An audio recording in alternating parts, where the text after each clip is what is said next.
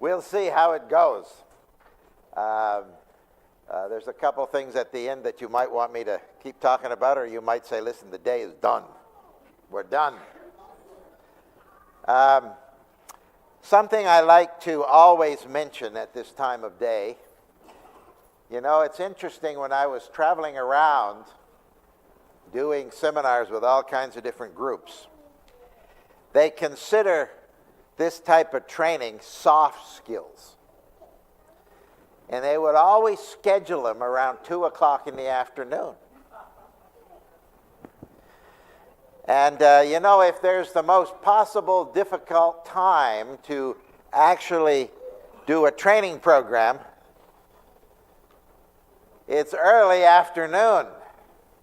So here's what I tell folks, because I just know, especially this being Sabbath on top of it, that there are going to be some of you going along through the afternoon and your eyes are going to get very heavy and you're going to wish this guy would stop talking so you can just have a really nice nap. I am going to give you permission right now. If that happens, you just have a little nap. Because I guarantee you're only going to nap 10 or 15 minutes and something will happen to wake you up. But once you wake up, you'll be with me the rest of the time. So it's okay if you just have a little nap. If I notice you napping, I'm not going to tell anybody. It's just you just do it. And then when you wake up, I'll know you're with me the rest of the time. Fair enough? Okay. Well, what we're going to, maybe just get our first slide up there. Do we? Oh, yeah, there we go. The theme of this particular session is relax and enjoy the process. If you was around me very much and I was doing much around your church, you would hear me say this over and over. Somehow, we just need to learn how to relax and enjoy the process. And I'm hoping as we go through this afternoon that you're going to pick up some things, even in our busy world and our busy lives, that you can just relax and enjoy that process a little more. I want to begin by just sharing with you the burnout experience that I experienced. It's probably 40 years ago now.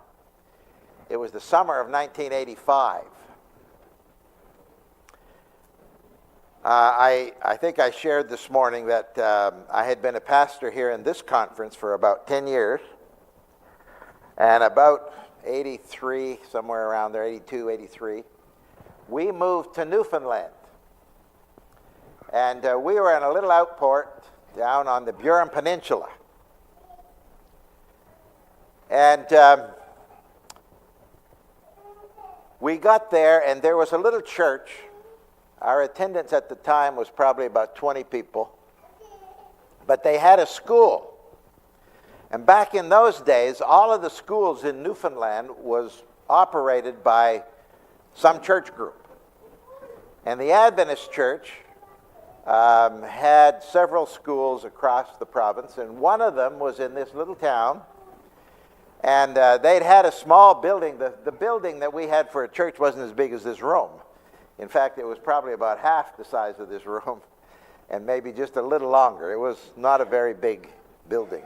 And we would have school in that building all week, and then they'd rearrange it, and we'd have church in there on the weekend. And we probably had almost as many students in that school as we had in church on Sabbath. And so when we arrived there, this little church had a vision and a dream of a new church building and a new school building. And somehow they had already purchased a piece of land, that was probably a little bigger than that back field right out there. Just take a few trees back another 20 feet. And so they had a nice piece of land that would be good for a school and a church. But they had no money. And we did not have very many people in that little group. And to this day, I'm not sure what was wrong with my brain and the brain of our conference president at the time, because somehow we agreed that there was some way that we could build a new church and a new school. And so a year and a half later, we were right in the middle of a major building project. This was the summer of 1985. And what we had arranged was to have Maranatha. Now, because this is primarily an Adventist group, you're all familiar with Maranatha.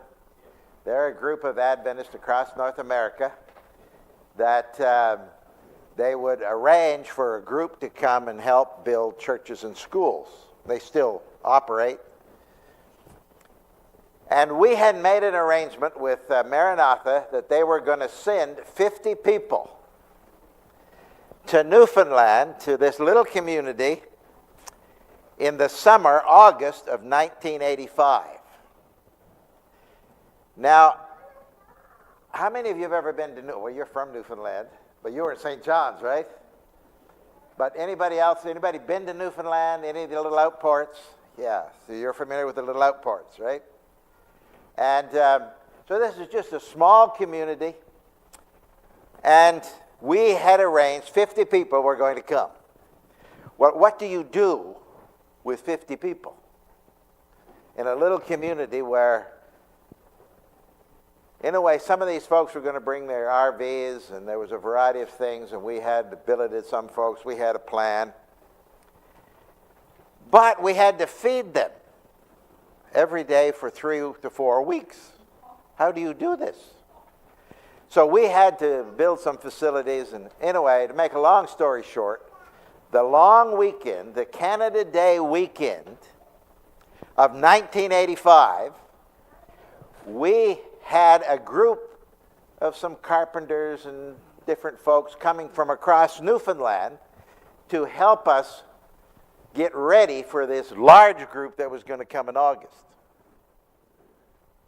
Well, it was Friday afternoon. This group was coming. They were going to be with us on Sabbath, and then they were going to be with us on Sunday and Monday and do this job. And we had everything arranged for the group to come, except I suddenly, at the last minute, realized that there was some nails that we were going to need, and I'd forgot to pick up some. And so I went down about 3 o'clock, 3:30 in the afternoon to the building place to pick up a few pounds of these nails. And as I was going through the checkout, suddenly, without any warning, my body started to shake. Now, I can't duplicate this here, but my entire body was shaking. And by the time I got through the checkout and got back to the car and drove the kilometer home, my entire body was shaking. And I went in the house. My wife was in the kitchen. She was kind of preparing supper and some meals for Sabbath. And she looks at me and she says, "What's wrong with you?" I said, "I don't know, but I think I should go lie down." And so I went in on the bed, and the whole bed started shaking. Me in the bed, shaking away. A few minutes later, she comes in to check on me. And there I am, me in the bed, shaking away. And she had a typical female reaction. "You need to go see a doctor." I mean, men, think about it. Are you really? You know? And I said, "Well, there's not much point. I mean, we only had 3 doctors in that little town at that point in time, and there was only one of them that really knew what he was doing. And if you went to try to see the doctor, you got a long wait. And I said, "Listen, by the time I get in to see the doctor, this will have stopped." And how do you explain? Now, men, think about this, right? You're not going to go see the doctor because you know it's going to stop, right? And how do you explain why you're there? Somehow I convinced her that, okay, let's leave it. And I laid there for another couple hours, me in the bed shaking away, until she came in the second time and she puts her foot down and says, "You got to see a doctor." And you know, I'm the incurable optimist, and I said, "Well, look, we only got 3 doctors. Why don't you call them? Maybe one of them will come by." I don't know what she told the doctor she got on the phone, but he agreed to come. And he actually got to our place about 9:30. I remember the time. It was about 9:30 at night. And as he was coming, I said to Shirley, I said, "You watch. He's going to come. He's going to do what doctors do. Then listen to your heart, poke you here and there, and look down your throat. And he's going to tell me that I have the flu." The flu was very popular back in those days in that little town. If they didn't know what it was the flu, right? Well, he comes in. I think he must have just been fascinated by whatever she told him about this shaking thing. And so he comes in, there I am, shaking away. And, you know, listens to my heart, does all what doctors do. And then he looks me straight in the eye. And he says, "You got the flu." I said, "Doc, I have had the flu. This is not it." I think he wrote some prescription and was gone.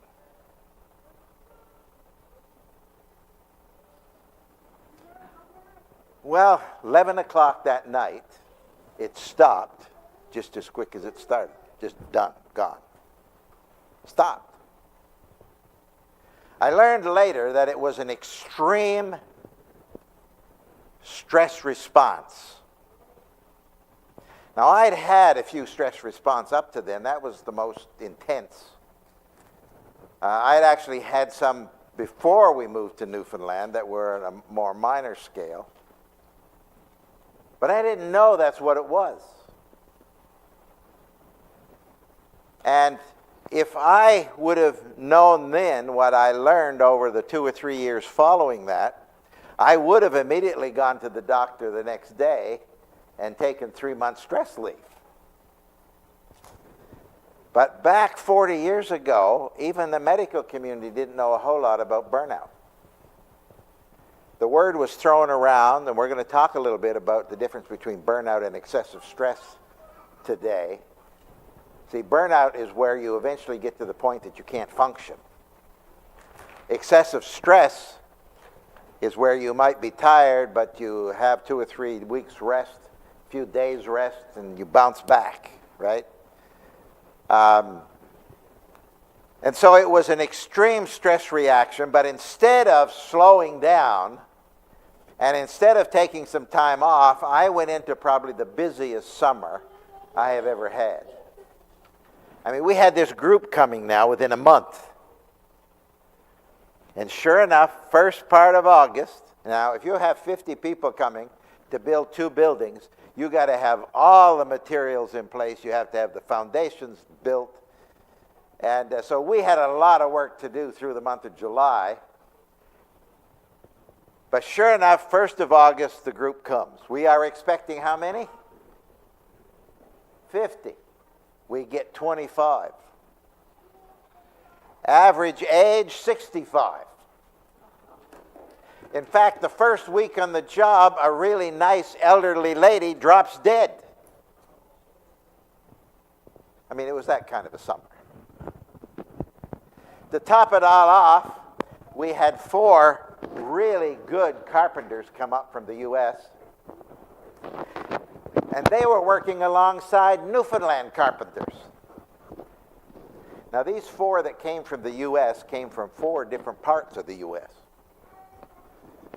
If you don't know, carpenters build differently in PEI than they do in BC. Just count on it, right? And so you have these 4 American carpenters working alongside Newfoundland carpenters, and every decision that had to be made, there was a major discussion among the carpenters as to how you do it. And the least qualified had to make the final decision. I mean, it was just that kind of a summer. So by the time we got to the end of August and school was going to start, we did have the school pretty well finished.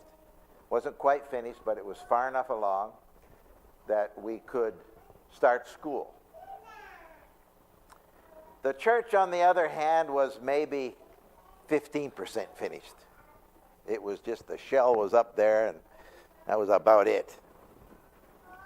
And if you can hate a building, I hated that church building. We were, 3 or 4 years before we got that thing finished. In fact, after we moved away from there, I probably was gone for 5 years before I could walk through that building and actually enjoy walking through that building.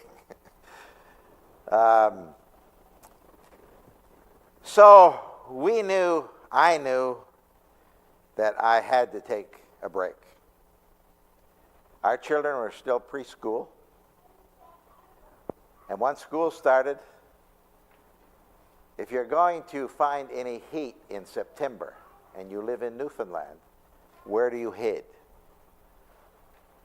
South. And we have a Newfoundlander here. They don't get warm over there, does it? You've been off long enough to know it never warms up, not even the summer. And this particular summer was colder than normal. And so we needed some heat. And so we decided we would just head for Florida. Now, something you need to understand about excessive stress, and I have seen this happen in I don't know how many people over the years, but when we're dealing with a lot of excessive stress, we can handle it fairly well for quite a while.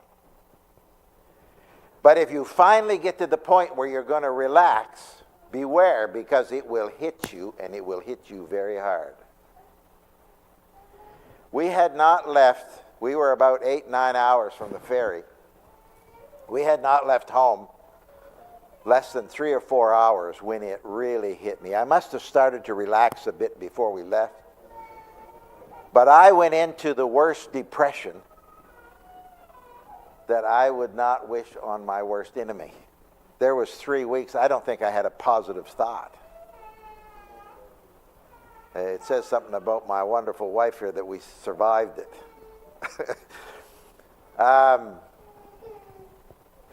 Anyway, we ended up going all the way to Florida. I remember walking up and down the eastern seaboard in a number of places where we stopped, and I did not know what was going on between my ears, but I knew I was in trouble. And I just said, Lord, I don't know what's going on, but you got to do something. And there were a couple of verses in Scripture that were a major help. One of them was, come to me, all you are weak and weary, and I will what? Give you rest. There's another verse that I particularly liked after we got back. You know that one in Ecclesiastics? Vanity, vanity, all is vanity and vexation of spirit. I don't know if you've ever experienced that verse at the point where you understood what it's saying. And the verse that really irritated me was just in the next chapter, where Solomon says, the only thing in life worthwhile is enjoying life. See, when you're in the advanced stages of burnout, and we're going to very quickly later go through those, but if you are in the advanced stages of burnout, you're not really enjoying life much. Now, there's 2 primary reasons why I do this particular seminar. And one is to help people prevent ever getting there. The second reason, and even in a group this size, there could be some folks here that are already in burnout. So the second reason I do it is to encourage folks that you can heal and totally recover. Right? because recovery is possible. But you do not burn out overnight. It is a progressive thing. And the healing also is progressive. And so that's the purpose, really, of this seminar. We went all the way to Florida.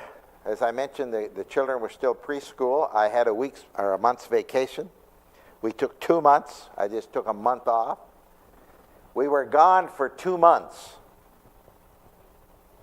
By the way, if you're ever in burnout and you want a really miserable experience, take your kids to Disney World in the middle of burnout.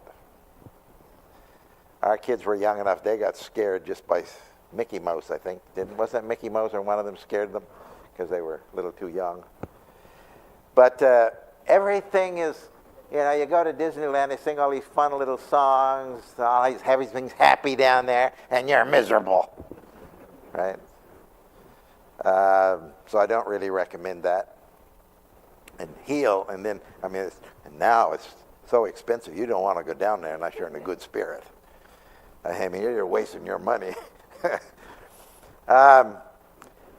So we eventually came back, and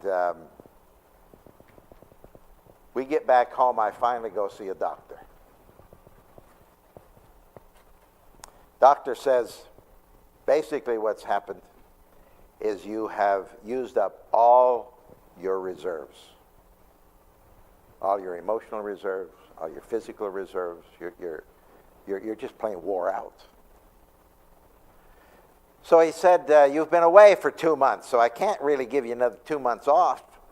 But he said, what you could do is maybe just work half-time. He said, talk to your boss and work half-time. And so I did that. President agreed, half-time is fine. So I worked 40 hours a week and thought I was on holiday.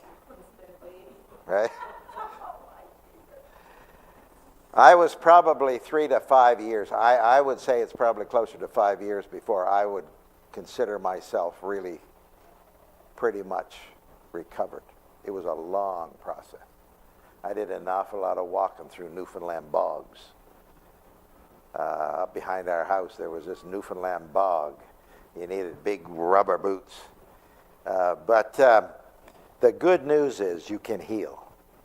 And so if there's somebody in that situation, that's the good news. If there's somebody partway there, you can stop that process, and we're going to share with you the basic principles of that. All right? So we're going to jump in now.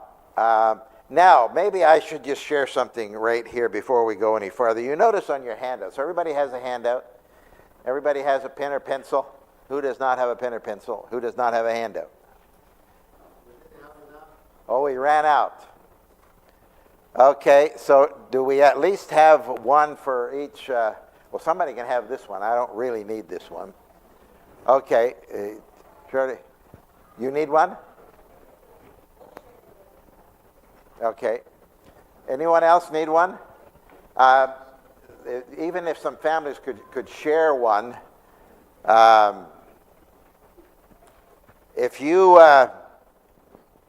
anyone else still need one? Who else still needs one? Do you folks have one? Yeah, they have one. Yeah. Okay, who gave me this? I think you can have it back.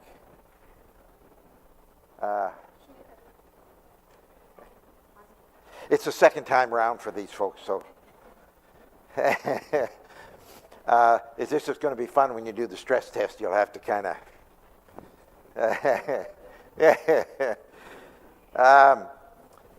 okay, I gave mine away, but maybe I got it on here. Let me see what's on here next.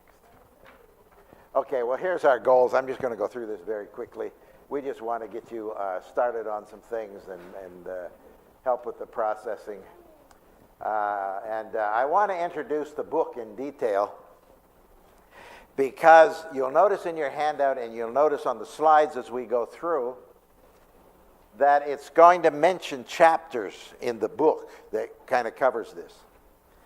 Now here's the situation with the book. It was republished about 5 years ago in Australia. And I brought a bunch of them over, and they're gone, and I haven't figured out how to get some more back over here.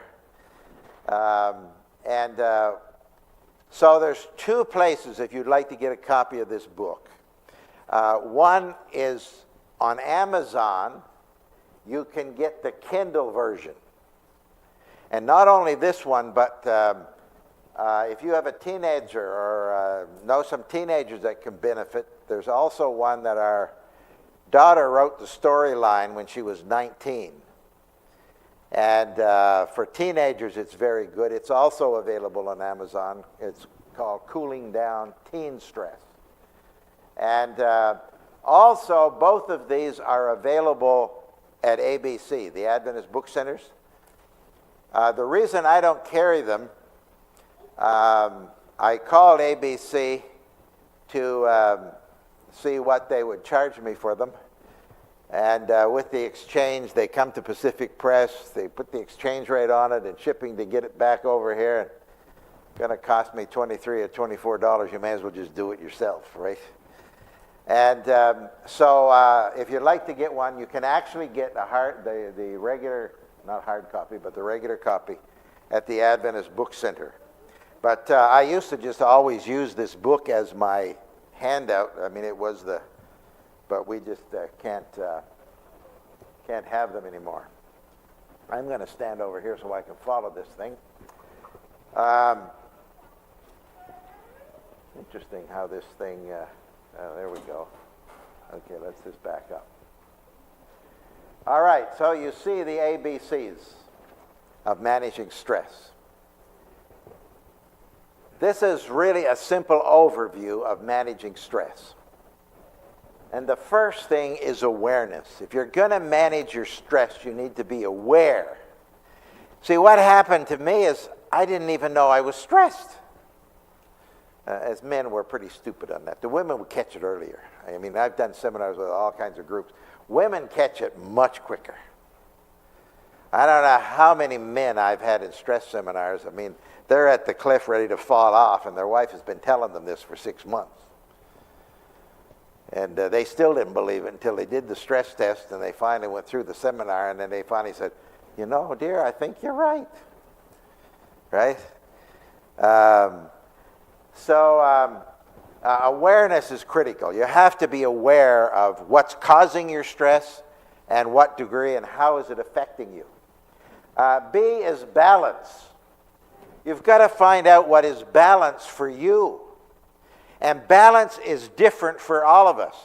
There are some people that can handle huge amounts of stress, and they just thrive on it. I actually had one lady in a seminar who was very, very stressed, and she didn't have any stress. Seriously. She came up to me afterwards, and we were talking, and she was really stressed. It was obvious she had all the symptoms. And then I said, well, what? We went through. There was no stress. That was the problem. And I also know some folks that just don't have enough to do. Some people, some high energy people, they're doing some very important jobs, but they're done at 4 or 5 o'clock and they're bored to death till bedtime. Right? They have to find some other things to do, right? So we have to find what's our balance and what can we deal with, right? And what can we handle?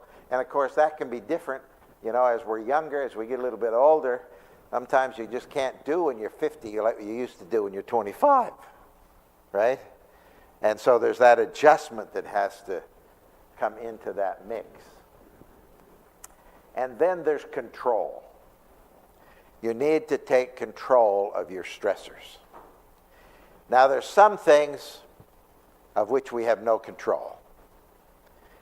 If you get home tonight and you get a phone call and somebody close to you have been diagnosed with a terminal illness, there's not much you can do about it, right? Or you get a phone call and somebody close to you has been killed in an accident. Those stressors you just have to bounce with, right?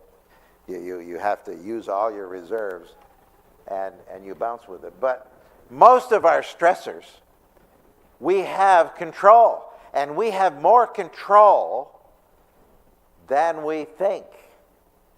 And so you have to look at, and once you figure out what your stressors are, where can you control these stressors? I think of a young teacher, public school teacher. She was probably about 30. Her and her husband had just had their first child, who was at that point about a year old. And she was teaching full time. And her husband worked away, like he'd be gone 3 weeks at a time. So here she is juggling a new baby, full-time teaching. She came to the seminar. It was a group of teachers that I was doing one with, and she did the stress test, and she just blew her mind. She couldn't realize, I mean, the little score she got, she knew she was in serious trouble. And at that point in time, I was doing some stress coaching and actually got together with her, and we looked at her schedule. And I remember saying to her, do you have to work full time? Because then in that session, she said, we're planning on having our second child soon. And with her stress levels where she was, and all the rest of it, I said, do you have to teach full time? I mean, do you guys really need the money to do that, or could you adjust it a bit? Well, as she thought about it, she said, no, I wouldn't really have to. Well, to make a long story short, she went and talked to a colleague. They figured out the next year that they would had a teaching position, and they shared it half and half. I saw her about a year later. She was a different person, right? She took control. And there's a number of places, a number of ways that we can do that. So the ABCs of surviving in our world of stress, because life, by the way, that's a question. How many of you have noticed that life is moving faster this year than it did last year? Anybody? I mean, you go back 10 years, you can't even imagine how slow it was back then. Right? I mean, you and I go back 30 years, man, things were hardly moving, were they? In comparison to now, right? I mean, life is just moving so fast. And now, here's the bad news. Just to give you the bad news. It's not going to slow down. That's the bad news. Life is going to speed up every year. Here is the good news, though. The good news is you can slow down. Life isn't going to slow down. The world's going to keep moving faster and faster and faster. But you can slow down. Isn't that good news? And that is possible, and hopefully you'll pick up some things that will help you with that. Well, let's talk a little bit about some of the modern stressors. Now, there are some stressors that have been with us since we've been on the planet. 2 energetic boys like these folks have. That was the same 2,000 years ago, right? A new baby in the family. That was equally as stressful 2,000 years ago as it is now, right? Some things haven't changed much. Teenagers, 2,000 years ago, adjusting and adapting. Hasn't changed much. More dangerous for teenagers today. But there is that basic 7 years of darkness that we all have to go through. Both parents and kids. Just reality. And the challenge hasn't changed. The risk for teens have changed. Some of that has changed. But there are some new stressors, though, relatively new. Some of these are getting old now. Information overload. all the information that is coming at us from every angle. You know, we have these little things we carry around in our pockets or our purse, right? Just think about it. All the world's information is here, you know? You give me a subject, I can find out more than I need to know about it, right? Here's the good news. You want the good news? Here's the good news. 99.9999% of all this information at your fingertips, you do not need to know. All right? You just got to figure out what is it here you need to know, right? And that's kind of our challenge, right? Is to figure that out. But information overload, confusion, we're only getting into confusion. You know, the internet and all this information can create all kinds of confusion. But it's just started. You've been following all this stuff about AI and artificial intelligence. I mean, we're already at a place where you can't tell what's true and what isn't. And it's just started, right? How are you going to sort that out, right? And so we have to realize that information overload is a major stressor that we need to figure out. Coming with that is constant, rapid change. And for a while, it was just change in your computer, right?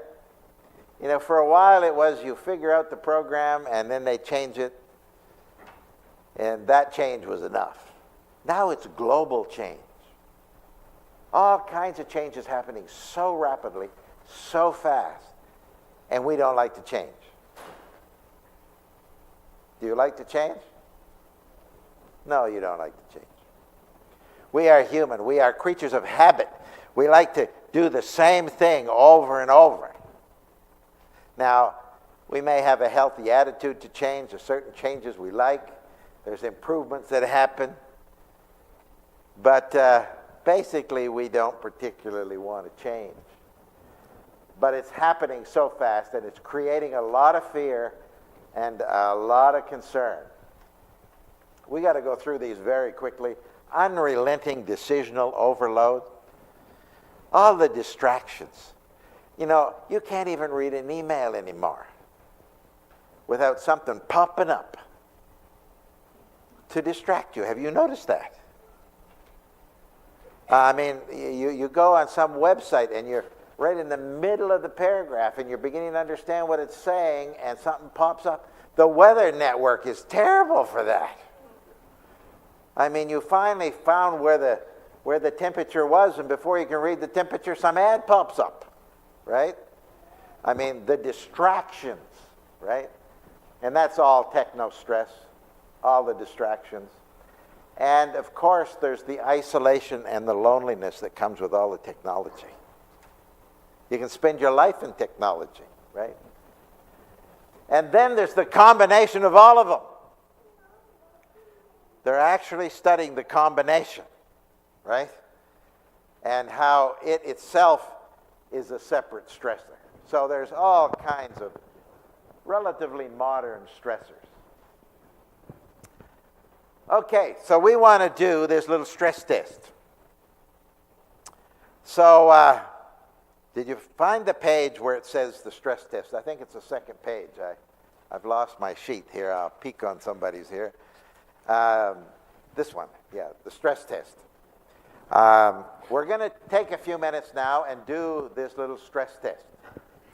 It'll only take you 2 or 3 minutes to do it. So what you do with this stress test is you go down through and you check all of those answers and you pick the one that is the best for where you are now and over the last 30 days. Do not go back to a crisis that happened 6 months ago or something you're going to anticipate that's going to happen. But just over the last 6 months, choose the best answer for you and go down and do those questions. And there'll be a number where you check that off, and then add those all up to get your total score. Okay? So anyway, let's just go ahead and do that. I'm going to stop talking here for about 5 minutes. And you just do that little stress test.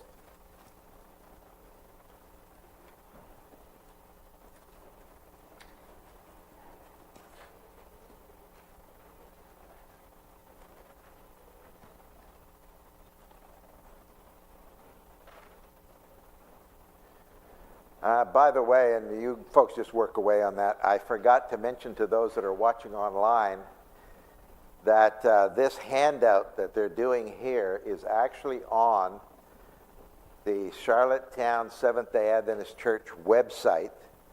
If you go down to the blog link, and you can open that up, and it's right there. Are the other two there as well? Oh, okay. It's actually, he's got the website. It's up here. If you just go to that blog site, and you'll see stress and burnout. And I believe all three of those handouts are there, right? So even the ones that you missed, they are there. And you can just open that PDF, and you can follow along.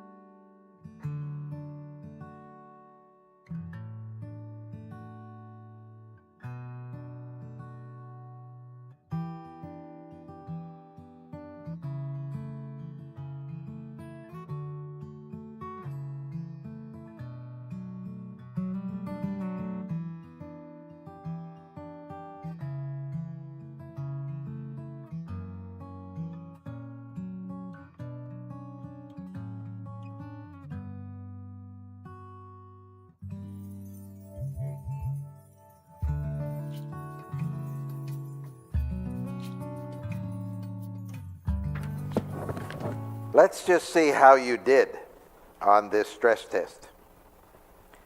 So, did anyone get a score between 76 and 110? You did. Here's what, 71, right? Yeah. So, oh no, it's just a little below that, isn't it? Yeah, my math is terrible. Hopeless when it comes to math. But anyone between 76 and 110? Nobody? Oh, one. Okay. So what about then between 56 and 75? Anybody in that one?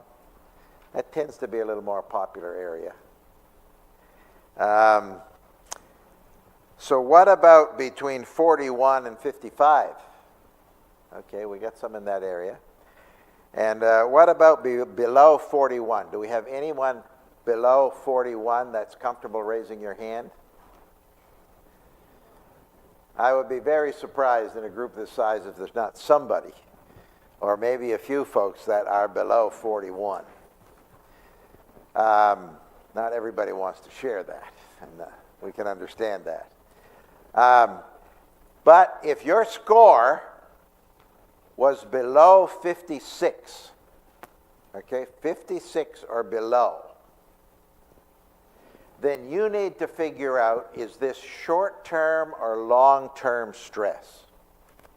Okay? Here's what I mean by short-term stress.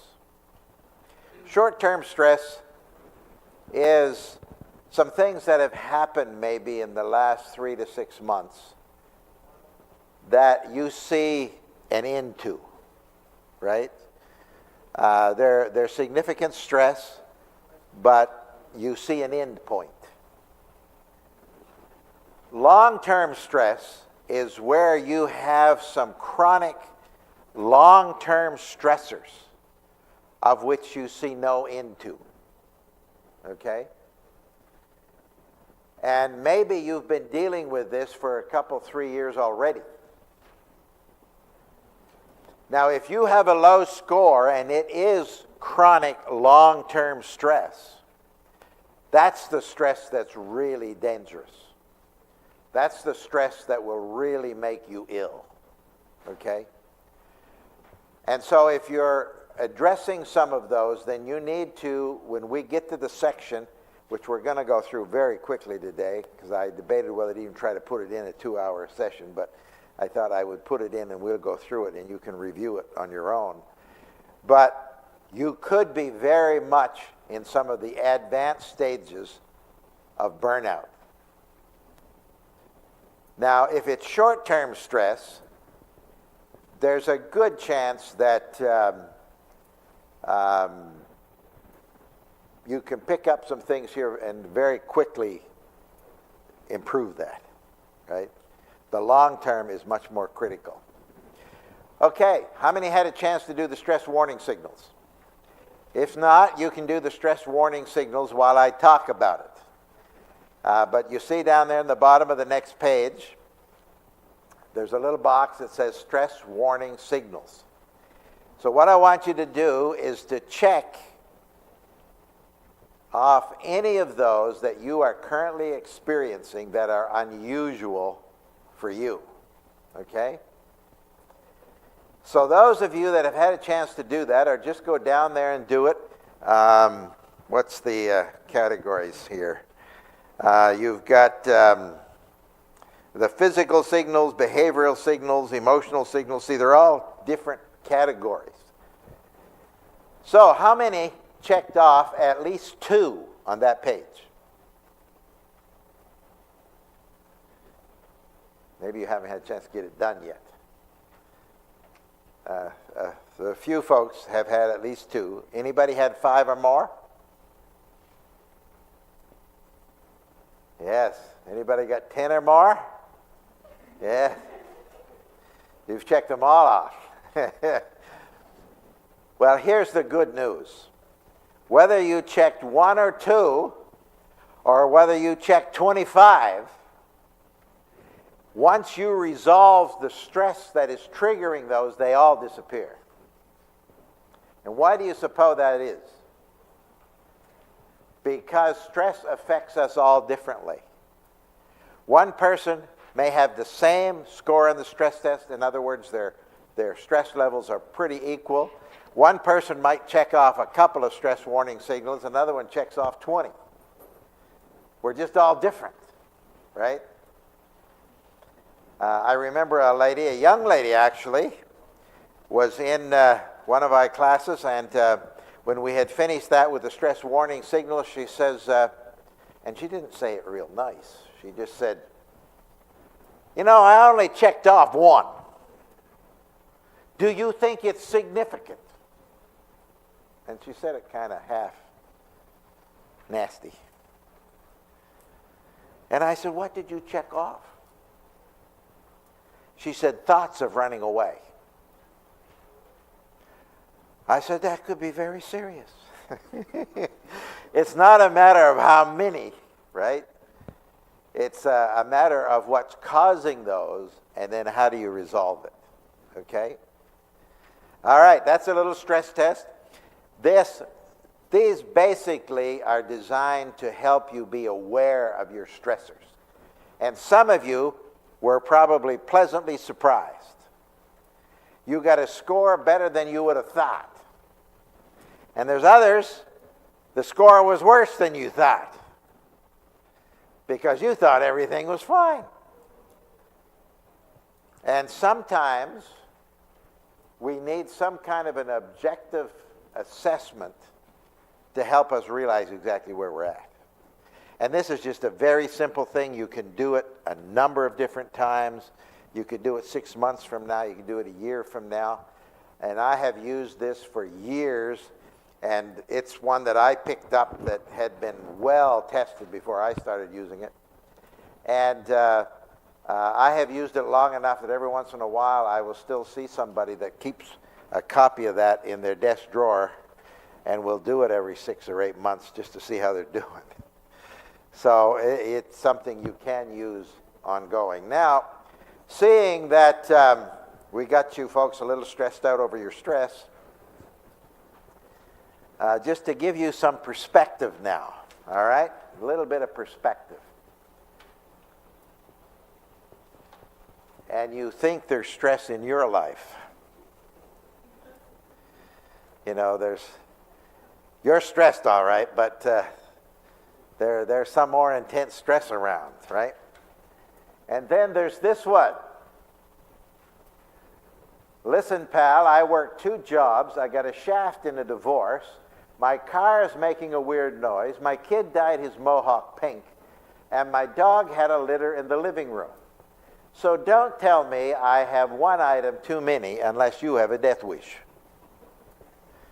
She had it, right? She was stressed. I had a lady in a seminar one time who works as a clerk in a grocery store, and she said, "You know, that actually happens." So just putting everything in perspective. Okay, so we're going to start now looking at 8 ways to cool down the stress soup. And in 5 or 6 minutes, we'll just take a very short break for you to stand up and a quick little stretch.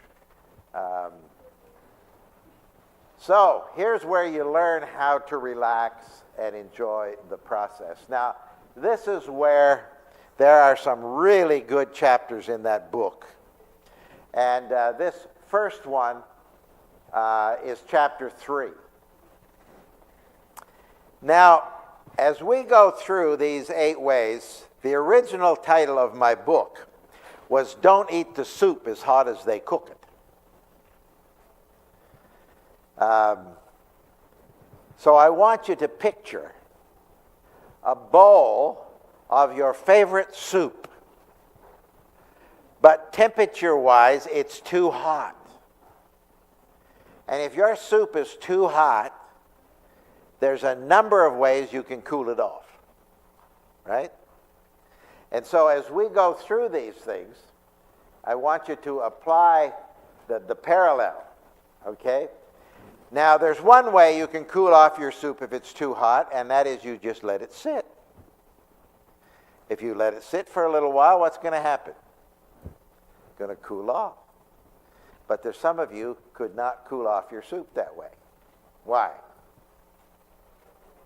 Takes too long, right? I mean, what do I do while I'm waiting for it to cool off? Well, maybe relax, right? But, some of us are a little more driven. And so this one is talking about the stress response. Have you heard of the stress response? The stress response is that fight or flight mechanism that we have automatically. The phone rings, you pick it up, and you hear a voice. And as soon as you hear the voice, you have a stress response. Because you didn't want to hear that voice. And it's just automatic.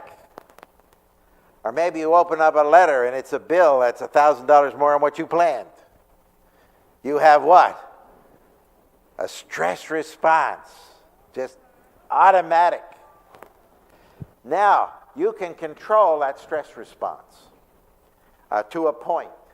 And that's what this one is. So we need to learn how to let that soup sit. And very quickly, we'll go through these. In other words, you call it timeout. Do you have a timeout button? Do you have a pause button? Some people don't have a pause button. I had to develop a pause button. I think there was a time I didn't have a pause button. But you need to be able to just slow down, right? And call a timeout. Hit the pause button. Take 3 deep breaths. If you can take 2 or 3 deep breaths, it actually relaxes you. Did you know that? 2 or 3 deep breaths will actually calm you down and allow you to relax. You analyze the situation and you talk positively to yourself. You talk to yourself? It's okay. There's a whole book about it. But you got to talk positively. I can handle this. I mean, we talk to ourselves and say, man, I can't do that. And so we can't do it, right? But I can do this. I can handle this. Then you ask, what can I do about it? What if there's nothing you can do about it? Then you have to accept it and move on, right? What if there is something you can do? Then you do it. You'd be surprised how much stress we experience because we don't do what we could do to solve it, right? You get perspective. What difference is this going to make next year? Your teenage kid comes home from the mall wearing something you can't imagine them to go outside in. How significant is that going to be next year? Especially if you tell him how good he looks in it. Because then he'll take it right back. Because Dad likes it. I mean, we got to get some perspective and sometimes respond maybe with a little more wisdom sometimes, right? Now, number 5 is a very important one. Beware of perfectionism. There's a huge difference between working with excellence and perfectionism. Perfectionism is where somebody just has to do everything just so for who knows what reason. And they create themselves a lot of unnecessary stress. Not to mention the stress they create for others. Right? And so we need to be aware of just everything isn't perfect on this planet. In fact, there's hardly anything perfect on this planet except the plants that grow out there. I mean, you look at them. I mean, the Lord's done a fine job putting them together. We've kind of messed up his job with us. Right? And so we kind of expect, some perfectionism that isn't out there. So that's letting the soup sit. the second way, and again you notice this would be chapter 4 in the book, a whole chapter on this one, which is thinning the soup. Now, what is the favorite way people have for cooling off hot soup? You dump in some cold water, you dump in some cold milk, you put ice cubes in it, right? But what are you doing, all of those? You're thinning it, right? Whether it's water, milk, even ice cubes, right? You're thinning the soup. And few things, there's two primary things that will really thin your stress soup. One is relaxation. You've heard me use that term a number of times. Some people can relax relatively easily. Some people have a really hard time relaxing. Now, there's some good classes on learning how to relax.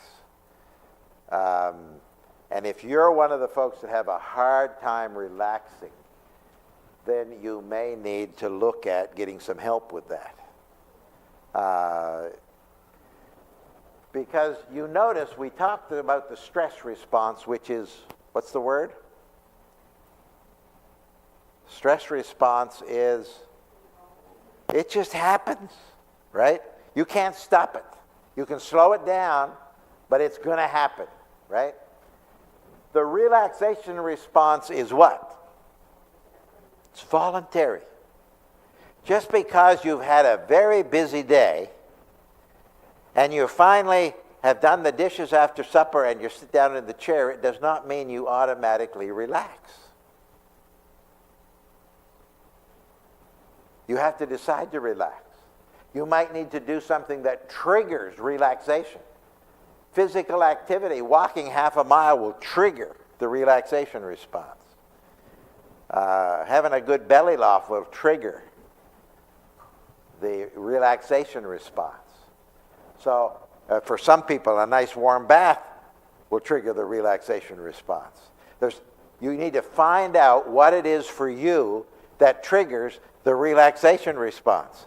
I know somebody who what triggers his relaxation response is getting someplace where he can turn the music up as loud as possible. And it's banging around. It would totally irritate me. But he relaxes. Right? Find what it is that helps you to relax and take advantage of it. So relaxation really thins down the stress effect. The other thing is develop a strong personal support system. In other words, have 2 or 3 people that you can lean on in specifically difficult, stressful times. And this needs to be someone other than your spouse. What if you both have the same crisis? And unless you're very deliberate in choosing some friends and nurturing those friendships, because friendships are mutual, aren't they? You all know some folks that you help out, but they're no help to you, right? We need to help some of those folks, but you need some folks that you can lean on when you need to lean on them, right? And some people are better at doing that than others, but our oldest daughter is very good at targeting friends. How many times have we heard there she targeted somebody? She would meet, she's an emergency nurse. Maybe some new young nurse comes in, or maybe it's a nurse that's been around like she has for a while, and she'll say, you know, that person would be a good friend. You know what we know is going to happen next? What's going to happen next, dear? Yeah. Off time, she'll call a person up and say, let's go for lunch. She will target that person as a friend. I think her best friend that she has today, they met, I think, when they were seniors in college. And it was someone she targeted like that. Right? I mean, her and her husband, how many couples? I think it was 15 couples they have as friends. And it's amazing how they lean on each other. Their crises all come not all at the same time, right? And but some people are better at that. Others are afraid to even do it. But what's wrong with targeting somebody, right?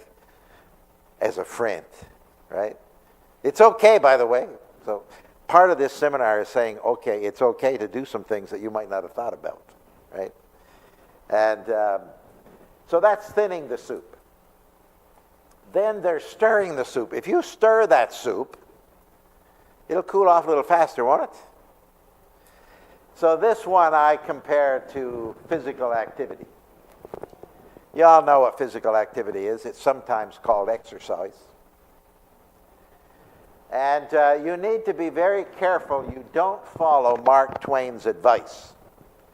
You notice his advice? He said that when you get the urge to exercise, you should lie down until the feeling passes. The truth is, you maybe should exercise when you want to lie down. There's times when there's times to lie down and rest. There's times to go for a walk, right? And but physical activity, few things help manage stress better than some physical activity. And the reason is, when we're stressed, the body produces all this adrenaline and stuff's pumped out into the system. When you get physical activity, it actually burns some of that stuff off, as well as triggering the relaxation response. There's a whole bunch of good things happen. The other one here, and we've talked about this a bit, and some of you may not have been here, but make sure you're getting adequate rest. Adequate rest. That means you should be getting a good 7 to 10 hours a night sleep, maybe a few naps in between. Weekly, you need a full day off for rest. And yearly, a nice, restful, restorative vacation. And somebody's saying, which planet is he from? Right? But who decides? By the way, do you turn off your cell phones and your computers when you go to bed at night? Or do you have it by your bed so it can make a racket any time during the night? I remember, it's been a few years ago now, one night I got 4 phone calls in the middle of the night from the same guy. And I don't even remember what the issue was. I don't think I ever talked to him. I think he just called me and hung up or something. I don't know. And we haven't turned those things on another night. And some people think that we might be a little hard, but we have a daughter in Tennessee and a family. We have a daughter in Australia. You know, if something terrible happens to them at midnight my time, I don't really want to know till morning. Do you really want to know early? I mean, what are you going to do to help? Except ruin a good night's sleep. Right? Now, our daughter in Tennessee, I guess it's her training as a nurse, but she just can't turn her phone off. And every once in a while, we're in BC, she's in Tennessee, 3-hour time change. I will text her, not thinking about the time change. I get a lecture about waking her up. And I have no sympathy whatsoever. Why did you have the thing on? Right? But anyway, she has her reasons, and we all have to do our thing, right? But make sure you're getting adequate rest. Well, I think we should just take a minute, because we've got another good 30 minutes or so. Why don't you just stand up?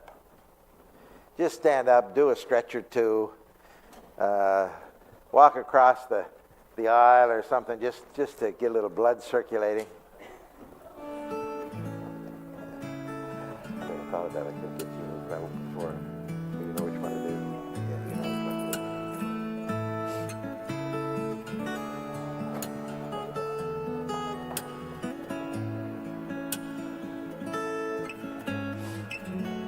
is. Okay. That'll at least get your blood circulating very quickly. I want to be able to get you out of here by 4:30 at the latest. So if some of you just want to stand up as we keep going, that's fine. because, your brain works really good when you're standing up. And it won't bother me if you're standing up. But just keep your ears over here and we're good. Okay, let's get us back up on there. Okay, so let the soup sit, thin the soup, stir the soup, play with the soup. Humor is a powerful stress buffer. Find some humor. Life can be so funny. Some of the craziest situations can be funny. Sometimes they're not so funny in the middle of them, but later they are very funny. But find some humor. In fact, if we had time, we could talk about you putting together a humor survival kit. Find some things that are just always funny. There are just, it might be a little clip, video clip. It might be just a story you read, a joke, but it's always funny. There's some that are funny the first time, but they're not funny the second time. There's other ones, they're just always funny. Let me try you on a couple. Time has gone by. I have used this hundreds of times. I'm going to see if these ones still work. All right? Simple little ones. But did you hear about the little boy who went to the bank with his dad? And they were standing... Whoops, what did I do? They're in the lineup. And the fellow in front of them is a big, tall, big-built fella. And he's beginning to gather up his papers. And the beeper on his phone or on his... There's still, I think some folks still use these, what do they call these things? Fast pagers, right? Anyway, this thing goes off. Beep, beep, beep.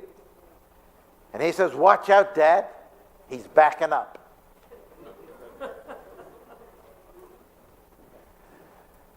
Then there's a little girl. Little girl comes to Grandma one day and says, "Grandma, how old are you?" Grandma says, "That's not a good question. You don't ask grandmas, how old they are." Well, she says, "Grandma, how much do you weigh?" He says, that's not a good question either. So the little girl goes away and she's playing and she comes back. And she says, "Grandma, I know how much you weigh and just how old you are. You are 65 years old and you weigh 125 pounds. Grandma says, "How did you figure that out?" Gave it away right there. She says, "Well, I was digging around in your purse. And I found your driver's license. And I discovered that you got an F in sex."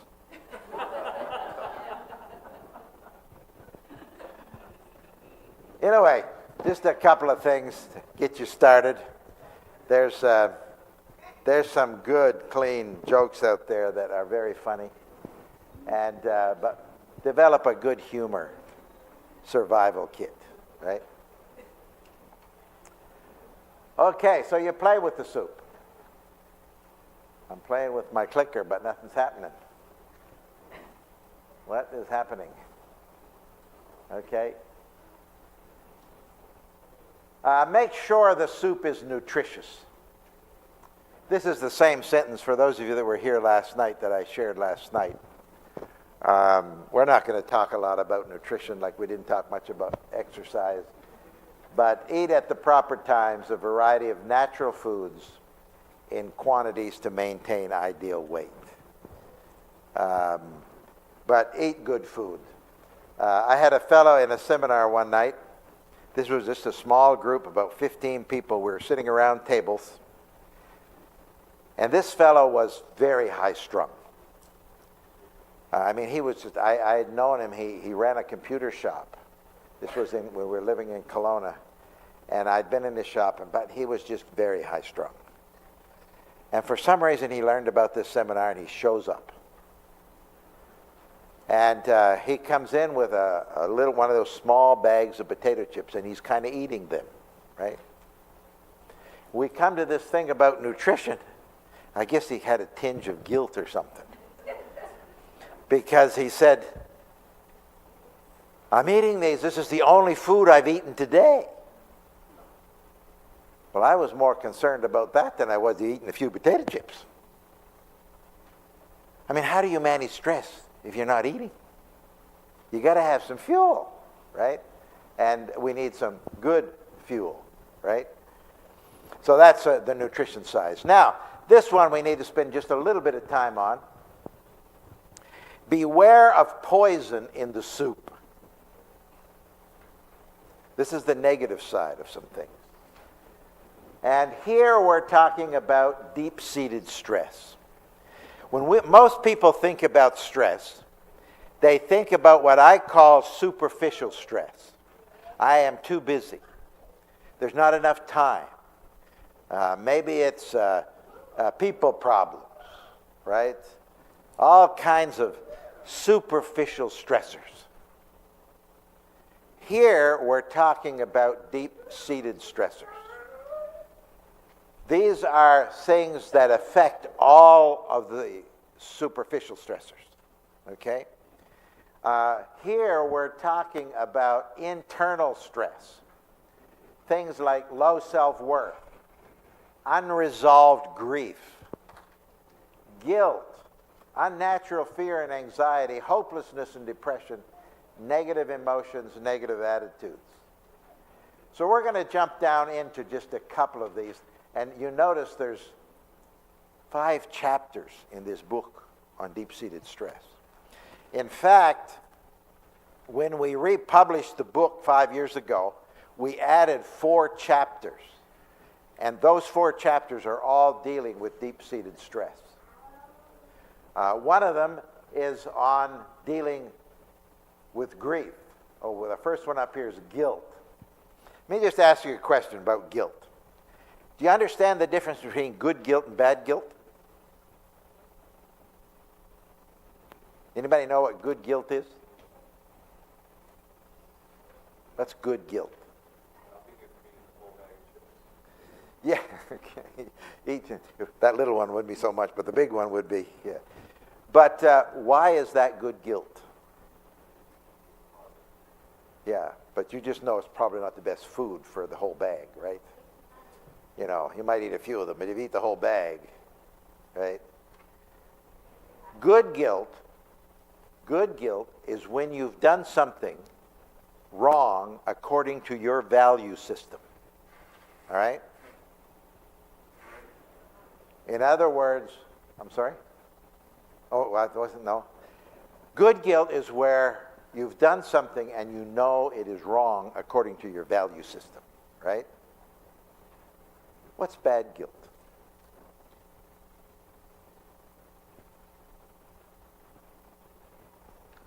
A lot of this around. A lot of people are carrying a lot of bad guilt. But what is bad guilt? It's guilt that's not yours. Here's a typical case of bad guilt. Parents who have adult children. And you got this 30-year-old kid that gets in trouble with the law and ends up in jail. And who feels guilty? Mom and Dad. What did we do when he was 12 that he did this when he was 30? Right? There are no perfect parents. Everybody's going to make some mistakes, right? But if you have a 30-year-old kid that does something stupid, whose fault is it? It's his fault, not yours. Okay? And we need to recognize that eventually, but you know, there are people that will pass on their guilt to you. And there are some people that soak up other people's guilt. So if you have some bad guilt, how do you get rid of it? How do you get rid of good guilt? You know, you woke up in the morning, you're in a bad mood, and you were nasty to your spouse, and nasty to the kids, nasty to the boss. And by noon, you realize I'm being grump of the month. How do you get, and then you feel guilty. How do you get rid of that guilt?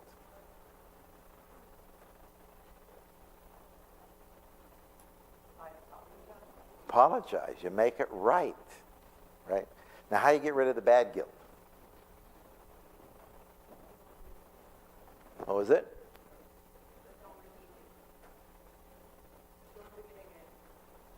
Well, don't do it again, but you still got to get some. You definitely don't want to do it again, but you're already carrying some bad guilt. How do you get rid of it? I'm not sure even prayer will get rid of bad guilt. Why not? You got to unload it. And how, if you're carrying somebody else's guilt, how do you get rid of it? You give it back to them. That's right. Because you can't do anything with somebody else's guilt.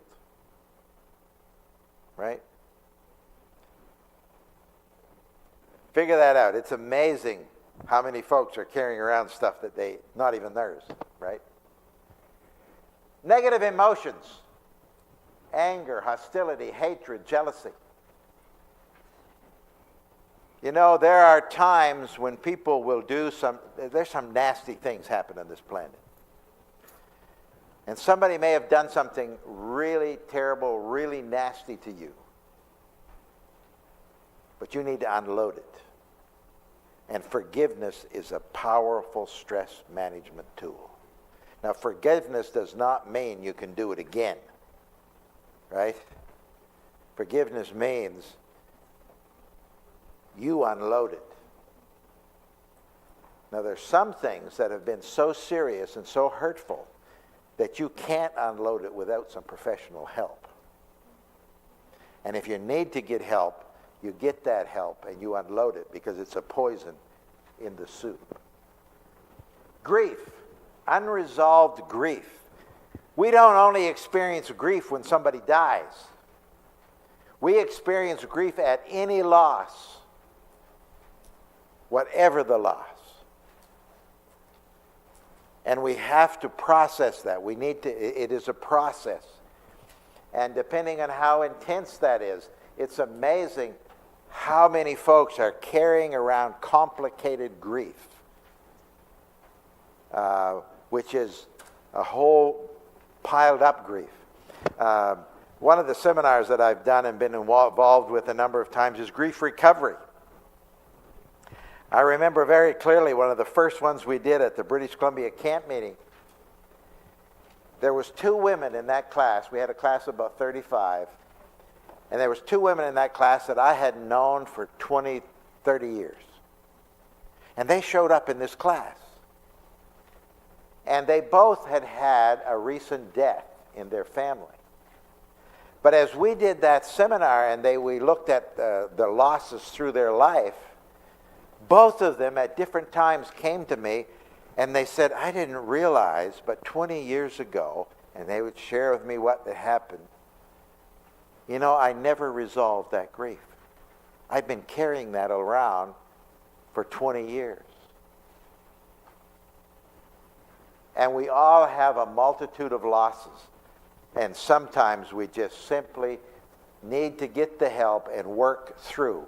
And there's a couple of chapters in that book that deals with grief, if that's one. Then there's negative attitudes. You know, pessimism, cynicism, criticism. These are all deep-seated stressors, okay? And I call that poison in the soup. Well, we're getting down to the end. So we've got this soup cooled off. We've checked to make sure there's no poisons in it. Now we're ready to eat this soup. So now we give thanks for the soup. We develop the attitude of gratitude. We choose to live life positively with optimism. And we develop and enjoy your spirituality. Now, with this particular group, we could talk about the spiritual thing for quite a while. We did that a bit this morning. But when I was doing these seminars with all kinds of groups, we couldn't get into very deep spiritual stuff. And many times, all I would be able to say is develop and enjoy your spirituality. And I remember a seminar I was doing with the fire bosses in BC. You know, BC, they really have big fires out there, forest fires. And every spring when they start getting ready for the big forest fire season, they'll get all the fire bosses across BC together. And one of these fellas had heard me on an interview on the radio and thought, well, maybe I could be some help to. So I show up with about 30 of these. Man, I tell you, these guys are sharp. Man, middle of the afternoon, I mean, they never fall asleep. I mean, these guys are on the ball, and their brains, I tell you, they're flying. But anyway, we have these, and they're sitting at tables. And just to the right of me was this big indigenous fella. And when we got down to the little exercise that we're going to do in a few minutes ago, it's what are you going to start, stop, and keep that's going to help you manage your stress better, right? So we had done that little exercise, and I said, anybody here want to share, comfortable sharing what you're going to start doing? Well, if you know much about the indigenous community, they are a very spiritual group, right? Spirituality is kind of the top of their thing. And this guy, I mean, I hardly finished, and he said, you know, the thing that I've never tried to figure out yet is this whole spiritual thing. I think maybe it's time I figure that out. So you just, you know, but you folks here, I'm assuming most of you spiritually, but spirituality has helped more people manage stress than probably anything. And because of our background as Christians and our walk with the Lord and prayer, it is just a powerful tool. And you take advantage of that. So finally, eat the soup slowly and enjoy it.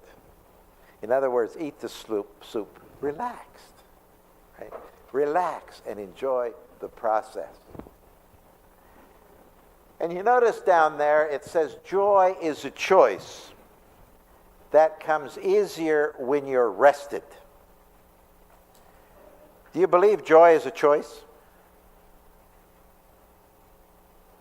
I bet there's some of you wondering about that. And this is one of my favorite stories. I saw this happen. That first little community, the ones I told you where I went through burnout in Newfoundland. When we moved there, there was a young fella at the time. This fella's probably about 10 or 12 years younger than me. And at this time, he was probably in his early 20s. And he moved into town about the same time we did. He's a cabinet maker, a very high-end cabinet maker. And he moved into this little town, going to set up his business there. And somehow our paths crossed very early in both of our times there, and we became friends. He was not married at the time. He was in this new town, and he basically adopted our family. And he's one of these constantly positive type of people. He can be positive about some negative things. I mean, he just has a really good positive streak. And you never minded him coming by. He'd pop into our house all kinds of times. And he'd come in, tell a quick story, be gone. If he happened to come during mealtime, you didn't mind because it didn't matter what you were eating. It was the best food he'd ever had. And those kind of folks you don't mind seeing anytime, right? Well, this particular day, it was about 10 o'clock in the morning. And we had a lady visiting with us who was just the opposite. She was miserable. She was always miserable. And it seemed that the only joy she got out of life was making others miserable. And she'd already been at our house for about 15 or 20 minutes and had that week just about destroyed. When suddenly this young fellow comes bouncing in through the door, hardly ever knocked, just opened the door, and well, Newfoundland, right, you open the door and holler, right? And so he opened the door, and in he comes.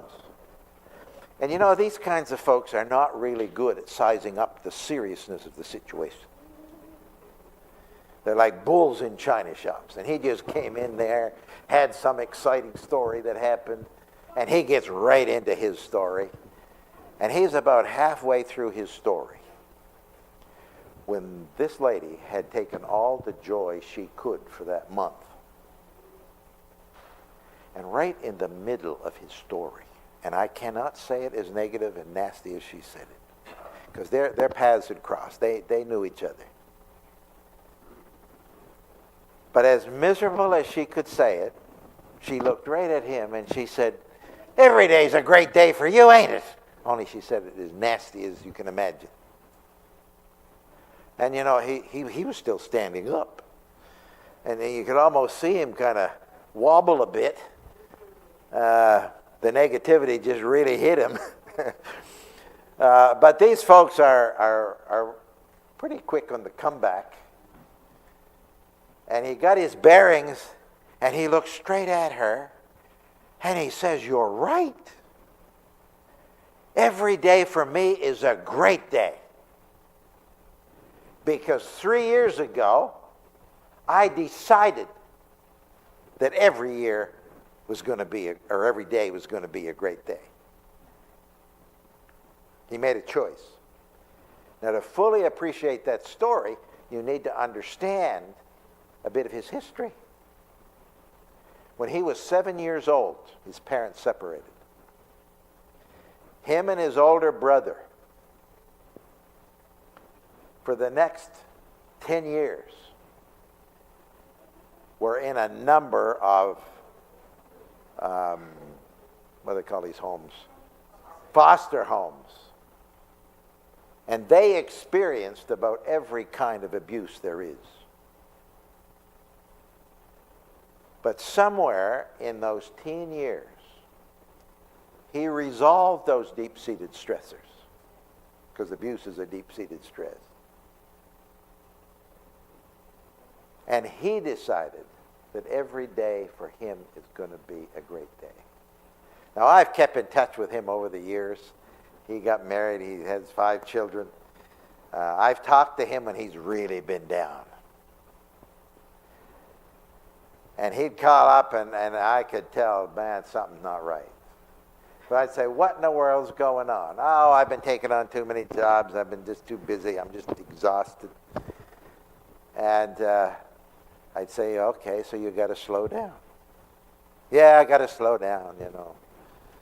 2 weeks later, he calls back, and as soon as I hear his voice, I know he's fine. Right?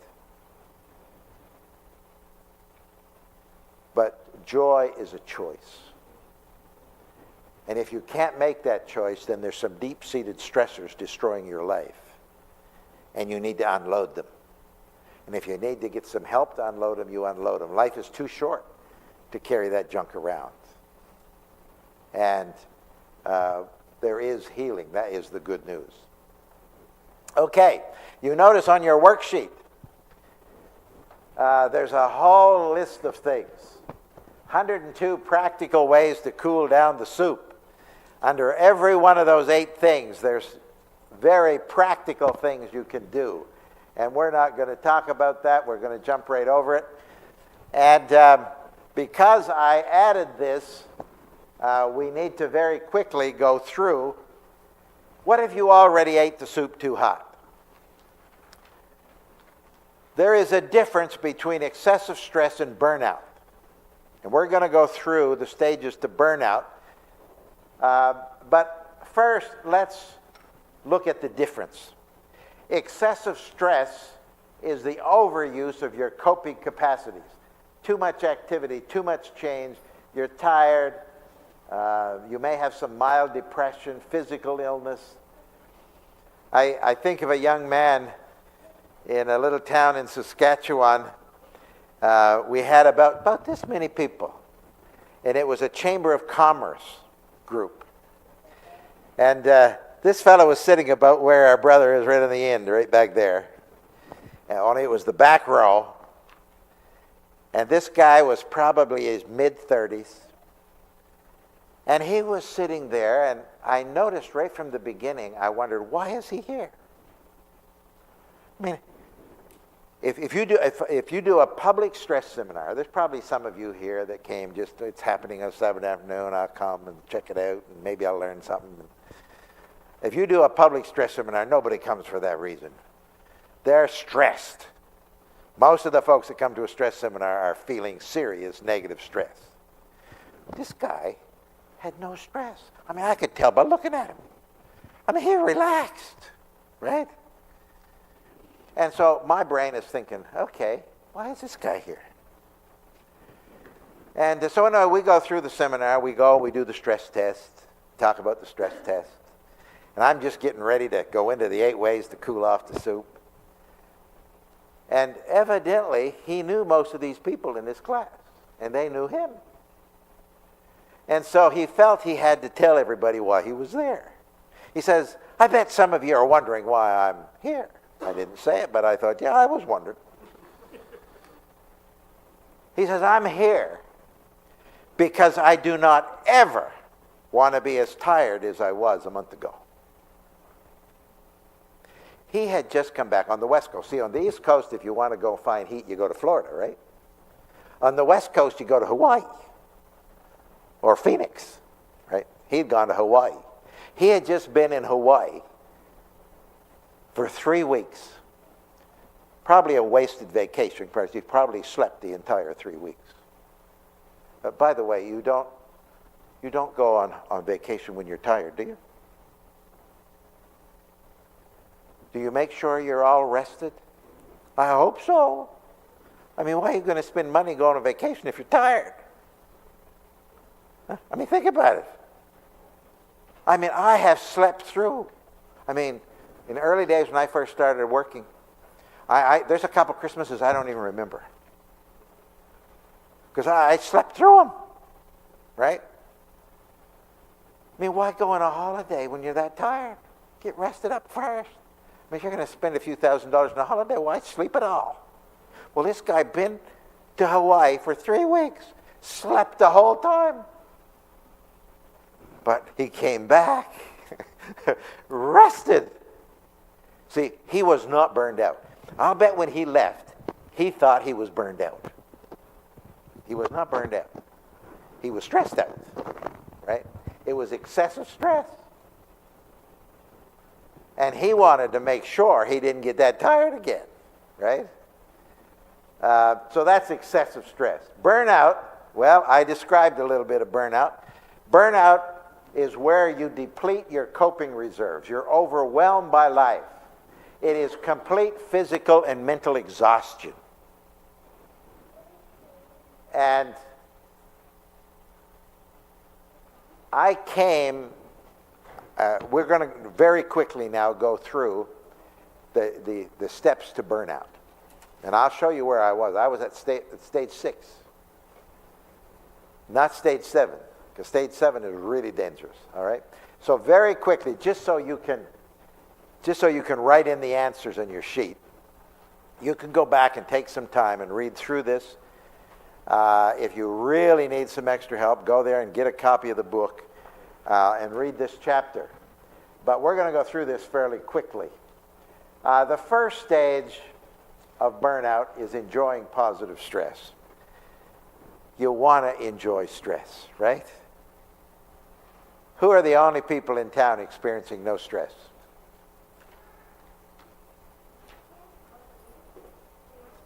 They're dead.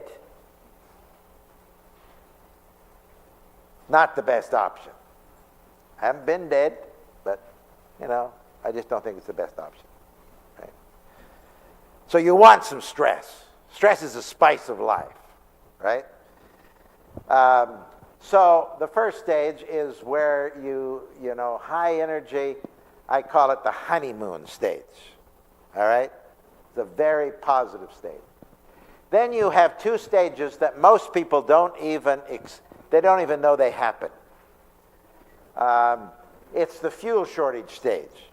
Your energy is not what it was, but you don't even notice it. All right? Then you have the early warning stage. This is where you start having some stress warning signals. When you look at the stress warning signals, you might have 3 or 4 or 5 of them, but they're no big problem. And so you don't take them very serious. Okay? If you don't catch it there, you go to the chronic symptom stage. And the signal here is when you're just as tired in the morning as you were the night before. You've been in bed for 8 hours, but you haven't slept very well. And you wake up just as tired as before. Okay? And that is generally where you're at about stage 4. You start having, some symptoms, right? You might even have a little depression once in a while. By the way, depression is a very, very serious illness. And I mentioned that I had a serious depression for probably about 3 or 4 weeks. If that depression is caused by excessive stress, you resolve the stress, the depression's gone. But there is a disease depression that is very different from that. And you need to be aware of that, and it may need some additional treatment. But this is the chronic symptom stage, and there's 3 stages to go. Then there is second-degree burnout. This is the critical symptom stage. I compare this, if you all watched that movie on Apollo 13, when he calls back to NASA and says, we got a problem. Houston, we got a problem. I want to tell you, at this stage, you got a problem. And if folks catch it at this stage, most of the time they can deal with it and heal without even professional help. Some people need professional help at this level. Now, by the way, what I mean by professional help, I'm talking about a counselor rather than a physician. Physicians are not much help with burnout. They'll give you some medication to block it. But generally, you need a good counselor that can help you analyze and understand the problem and sort it out. That's step 5. Step 6 is the crisis stage. This is where I was the summer of 1985. This is not the place where somebody comes along and sings you that little song, "Don't worry, be happy." At this stage, you're miserable. Life is not fun. And at this stage, it is a very, very serious. One of the primary ways you might know you're at this stage is you have an escape mentality. Oh, I've seen this happen. I understand this escape mentality. But I've known folks at this stage, they decide they need to move from PEI to Vancouver. So they pull up the family, find a new job, and move to British Columbia. How does that help your stress? It doesn't help it. It just adds to it.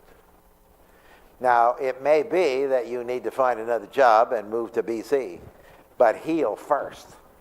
See, at this stage, if you find yourself at this stage, do not make any major decisions at this stage. People make very stupid decisions at this stage, right? Heal first. And then you may make some drastic changes that need to be made. But don't do it when you're that ill, right? Okay? Yeah, you feel trapped, an escape mentality. I came as close to number 7 as you can come without it happening. You do not want to go to number 7. And we'll just very briefly look at this. This is where you lose control of your life. This is compared to the runners, hitting the wall, marathon runners, they run this 26 miles. There's some people will get 25 miles and they just collapse. They can't go any further. They just have no more energy. They're done. And that is this stage. Now, notice this paragraph. When people reach this stage of burnout, their adaptive energy is depleted just like the runner's glycogen. They lose control of their lives, and for some, it puts an end of their working careers forever. You meet some of these people on Skid Row, in prison, in mental institutions, others in their lives in suicide. Now you have a better understanding of why they're there. It is possible to hit the wall and recover, but it is not probable. I have had folks in some of my seminars that have hit the wall and will never recover, never be able to work again. I've had others that have hit the wall and recovered. I think of this one fella. We had done the stress test. We went through this, and he spoke up and he said, I hit the wall 6 months ago. A big smile on his face. I hit the wall 6 months ago, and I'm back to stage 6. And he was happy as could be. What's that? Progress. He made progress, and he was on the right track, right? So it can work either way. Now, something else on burnout. When I first started doing these seminars back in the late 80s, early 90s, the majority of people that I found in seminars that were experiencing advanced burnout were between about 35 and 45. When I basically finished, I still do a few seminars like this. I think this year I've done maybe 3 or 4. But when I was doing 3 or 4 a week, there was an interesting shift that happened, probably in about the late 90s, early 2000s. I suddenly began to realize that the folks burned out were between 18 and 25. In fact, the worst cases of burnout I have seen, and I have seen a lot of them, were with women, 2 particular women, as they were finishing up university. Extreme cases of burnout. One was a young pastor. This lady had been a pastor for 3 or 4 years. And in some of the worst advanced cases of burnout I've seen. The other one was a naturopath of all things. Her biggest problem, remember we said perfectionism? She finally realized that this was what the problem was. Took her years to recover because it was so severe that actually did some brain damage that took her a while to heal from. But I have noticed that the stress levels now tend to be between about 18 and 25, and here's why I think it is. Everything has moved back. And now these young kids are being hit with all this stuff before they ever have time to get their equilibrium. And there's still folks that burn out 35 or 40, but they are the exception now rather than the rule. Okay? And so if you know folks that need some help, share some of this material and help them. Okay, so we are going to take just about 5 minutes and do this little exercise, and then I have a final little thing, and then we're done. So, it's decision time. So here's what I want you to do. You have that little sheet there. I want you to write in there one thing you're going to start doing that's going to help you manage your stress better going forward. One thing that you're going to start doing. Then one thing you're going to stop doing. Because if you stop doing it, it's going to help you manage your stress better. And then I want you to write in one thing you're going to keep doing. All right? I mean, we're all survivors. So there's some things you're doing that's working. So you keep doing those. All right? So one thing you're going to start, one thing you're going to stop, and one thing you're going to keep. Now, some of you filled those out while I was talking. Some of you are going to need a few for a minute, so we're going to give you a couple minutes. Some of you are not going to get it figured out till tomorrow. That's okay. Just do it. All right?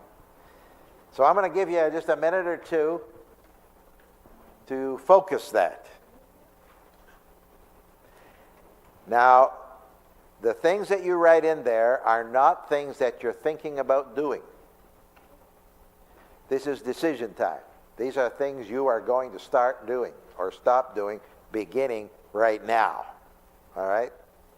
I mean, it's only, 4:15 on a Sabbath afternoon. You've got lots of time to get started. If it was 10 o'clock at night, I'd give you to tomorrow morning, but no, not today.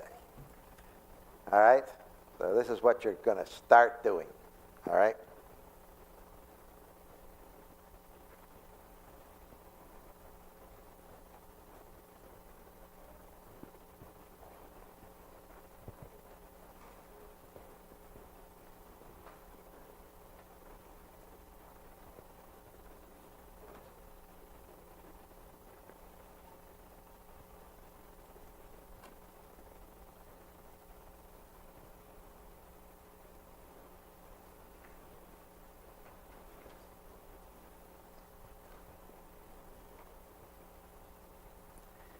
Anybody comfortable sharing what you wrote in there besides start?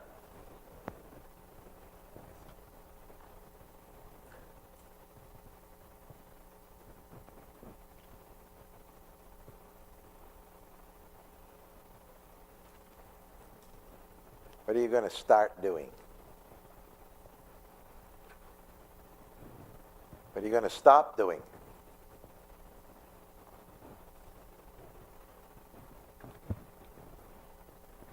What are you going to keep doing?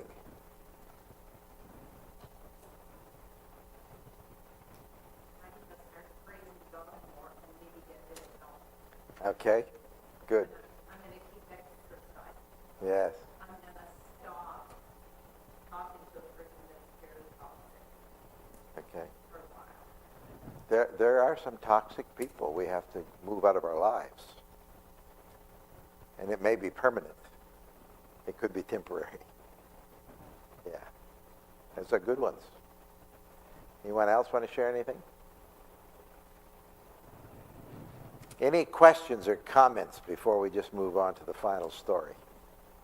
I forgot to tell you that we could have asked any questions anywhere along the line. I just forgot to mention it. And I just keep going. You've done a great job. We love you. Yeah. Well, I enjoy sharing. You know, sometimes we're sharing some things that have been hard experiences are the things that we can be the most helpful with. All right, no questions, comments. I'm going to be around. Somebody wants to chat.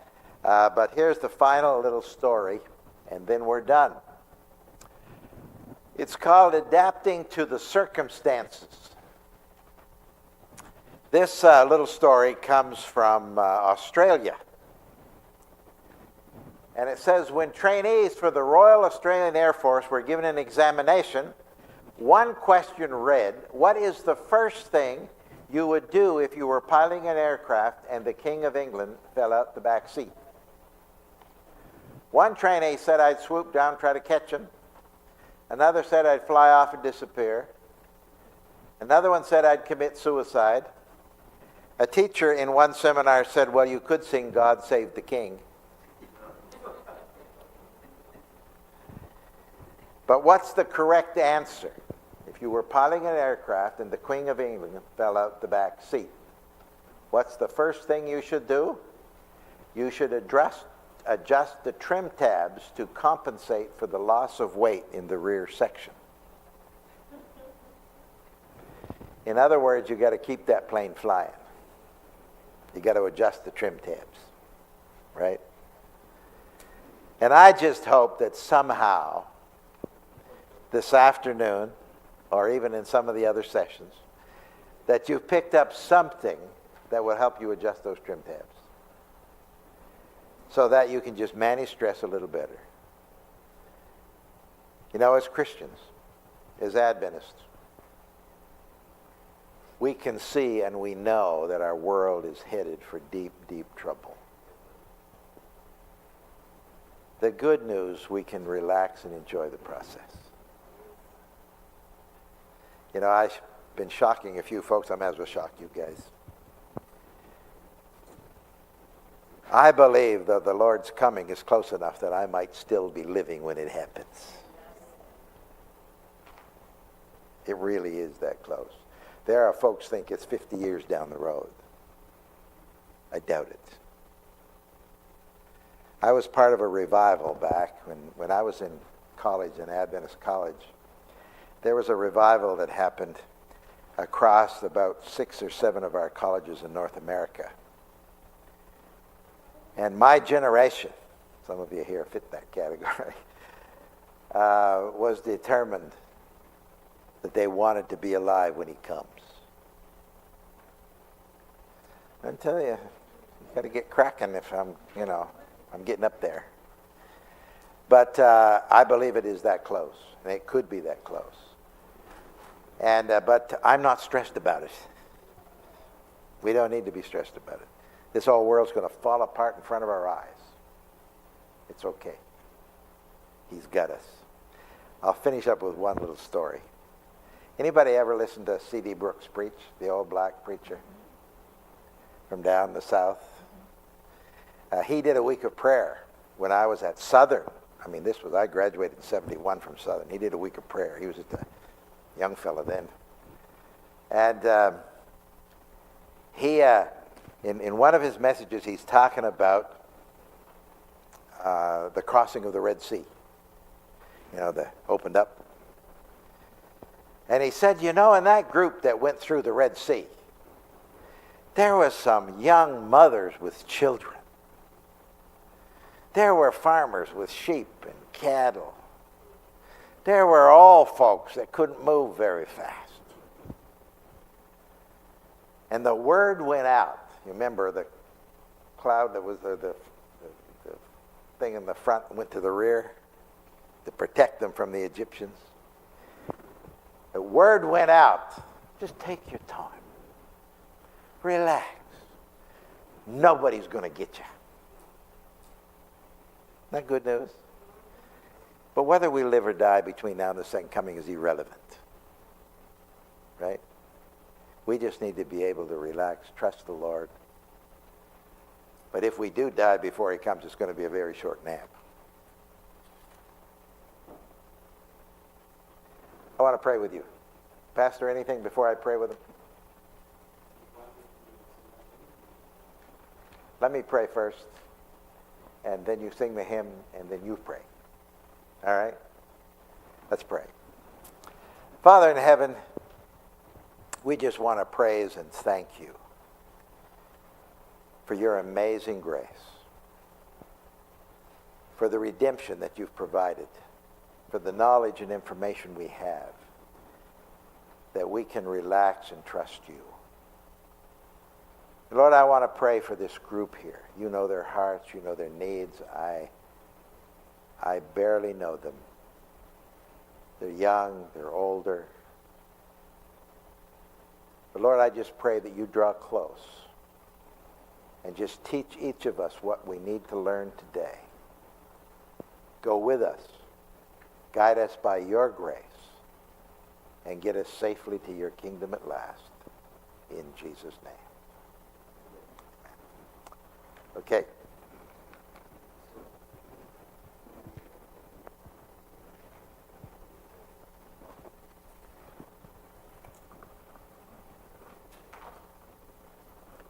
So I'm just going to be around if anyone wants to chat after we sing this song. So actually we have some time for any question, if we have any question.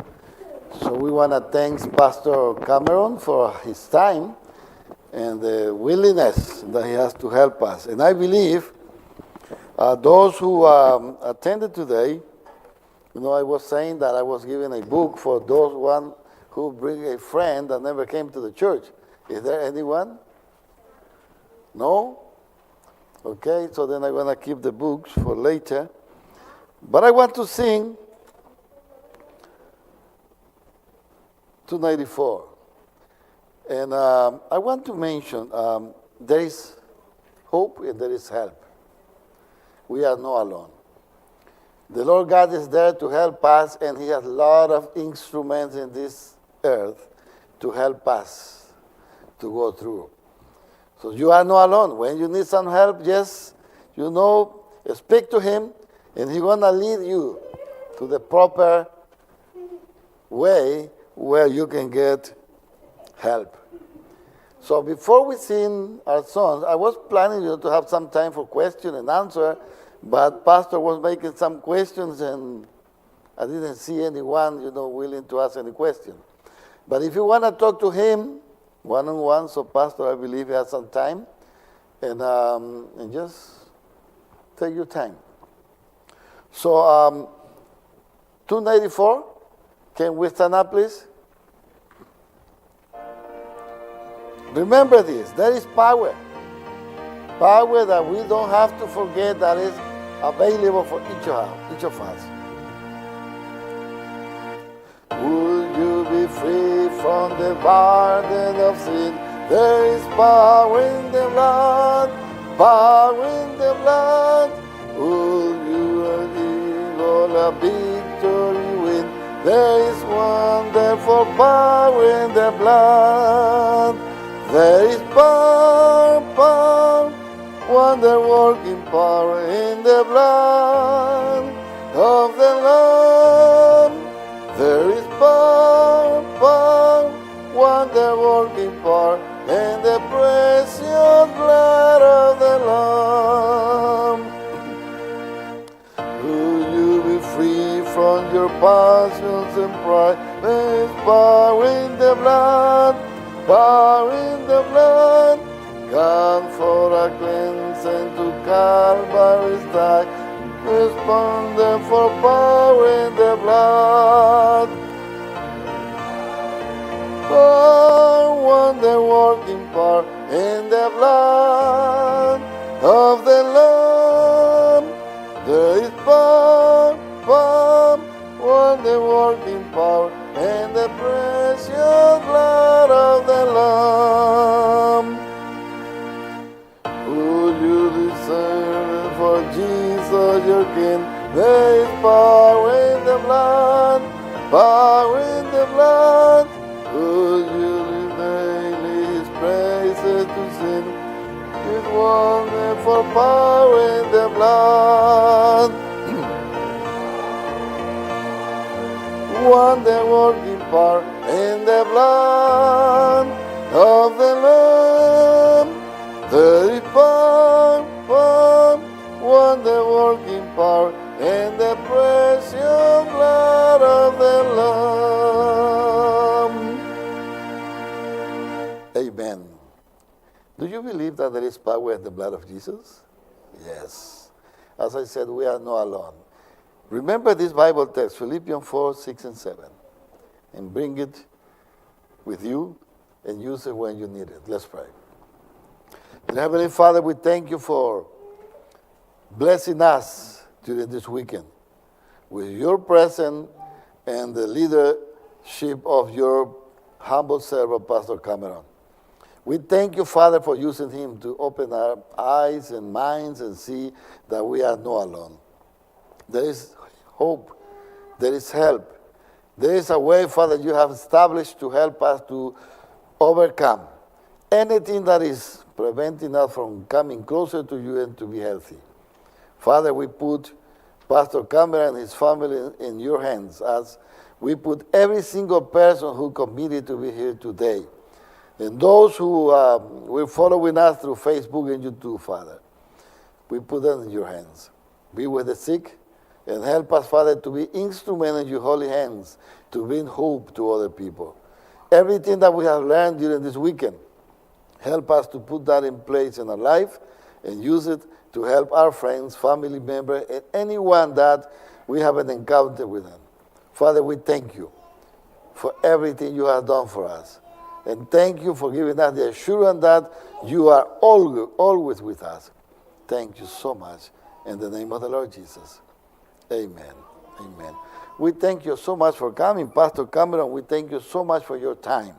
So, Sister Nicole, you wanted to say something? Okay, she wanted to talk. Okay. So thank you so much. I really appreciate it. And thank you so much, Pastor Cameron. And God bless you.